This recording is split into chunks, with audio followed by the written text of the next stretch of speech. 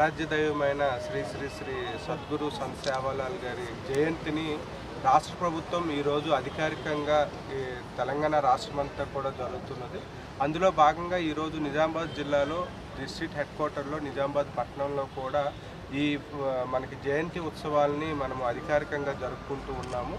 So దీనికి DTDO గారు, అదేవిధంగా మనకి సంత్ సేవాలాల్ గారి భక్తులు, గిరిజనులు, ఇక్కడ ఉన్న సంఘ నాయకులు అందరూ కూడా ఈరోజు ఇక్కడ ఘనంగా జరుపుకోవడం జరిగింది.